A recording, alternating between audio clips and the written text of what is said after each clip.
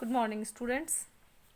कल जो वीडियोस गई थी उसकी पिक्चर क्वालिटी थोड़ी ठीक नहीं थी, क्योंकि जब हम यूट्यूब पे अपलोड करते हैं थोड़ी पिक्चर ब्लर हो जाती है। तो थोड़ा सा आपने ध्यान रखना है कि जब आप वीडियोस को देखें तो अपने नोट्स पहले बना लें बच्चों, ठीक है। तो आज हम शुरू करेंगे अपना नेक्स्ट किंगडम प्रोटिस्टिया। प्रोटिस्टिया में कौन कौन से मेन हमने फाइलम रखे हुए हैं। एक तो है आपका क्रिसोफाइटिस, डाइनोफ्लैजिलेट्स, यूग्लिनॉइड्स, स्लाइम मोल्ड्स और प्रोटोजोन्स।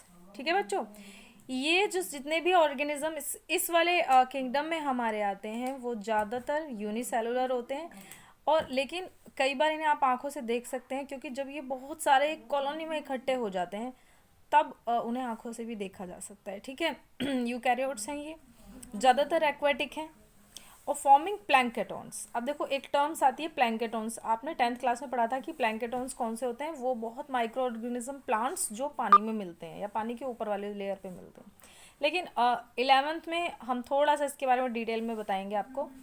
प्लैंकेटॉन्स वो होते हैं जो फ्रीली स्विमर्स हैं, ठीक है, यानी कि अपने आप वो स्विमिंग नहीं कर सकते, वाटर करंट्स के ऊपर जो डिपेंड होते हैं स्विमिंग के लिए, उन्हें प्लैंकेटॉन्स कहते हैं। और नैंकेटॉन्स कौन से होते हैं, जिनके पास खुद के अपने स्विमिंग ऑर्गन्स मौजूद हैं, वो नैंकेटॉन्स हैं, जैसे कि फिशेस हो गई हमारी। ठीक है।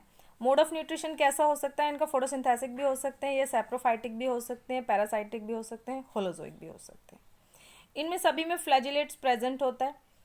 और जो फ्लैजिले प्रेजेंट होते हैं वो 11 स्ट्रैंड्स होते हैं 9+2 के अरेंजमेंट में। 9+2 के अरेंजमेंट में कैसे बेटा, कि जो बॉडी का अंदर वाला जो पार्ट होगा उसके अंदर जो 2 फ्लैजिला होंगे वो उसके अंदर होंगे, और बाहर की जो बॉडी होगी उस पर 9 फ्लैजिलेट्स हो सकते हैं। वो मतलब ज़्यादा से ज़्यादा इतने फ्लैजिलेट्स उनके पास हो सकते हैं।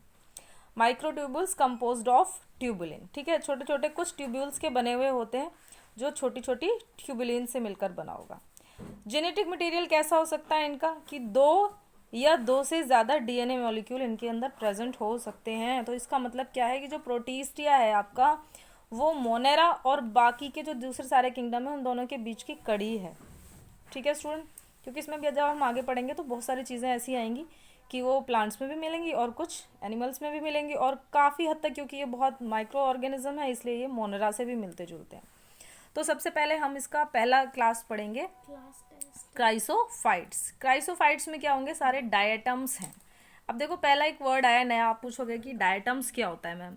तो डायटम्स का मतलब क्या है कि जिनकी बॉडी 2 एटम्स लाइक स्ट्रक्चर से मिलके बनी हुई है, मतलब एक के ऊपर एक। जब हम अभी मैं पीछे आपको इसकी पिक्चर दिखाऊंगी वहां से आपको डायटम्स का जो स्ट्रक्चर है वो ज़्यादा अच्छे से समझ आएगा, वर्ड का मीनिंग ज़्यादा अच्छे से समझ आ जाएगा।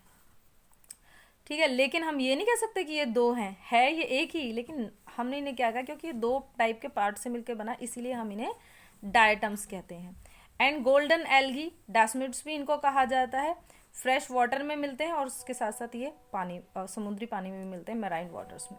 Most of them are aquatic forming planktons, ज़्यादातर एक्वेटिक हैं और प्लैंकेटॉन्स बनाते हैं। न्यूट्रिशन कैसा है इन सभी का, फोटोसिंथेटिक है। In diatom cell wall form 2 thin overlapping cell which fit together as in a soap box. ठीक है, डायटम्स मैंने अभी आपको बताया। देखिए मैं आपको यहाँ एक पिक्चर्स बना के दिखाती हूँ कि इस तरीके से ऊपर और एक इसके अंदर, जैसे आपने देखा जो हमारे घर में साबुन रखने की जो बॉक्स होती है उसके नीचे वाला पार्ट होता है और उसके ऊपर उसका एक ढक्कन होता है। तो इस तरीके से ये दोनों एक दूसरे के साथ फिट होते हैं।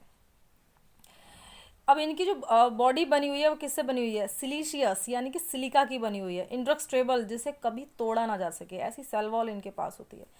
अब इनकी क्या खासियत होती है कि ये धीरे धीरे धीरे जो हमारा जो सी बॉटम होता है ना उसके अंदर इकट्ठे होते जाते हैं, इकट्ठे होते जाते हैं, और कई बार एक हीप की तरह, एक ढेर की तरह ये उसमें इकट्ठे हो जाते हैं, और उसे हम डायोटिमस अर्थ के नाम से बोलते हैं। ठीक है, और कई बार ये बहुत बहुत 100 मीटर्स तक ये जो होते हैं ये फैल जाते हैं।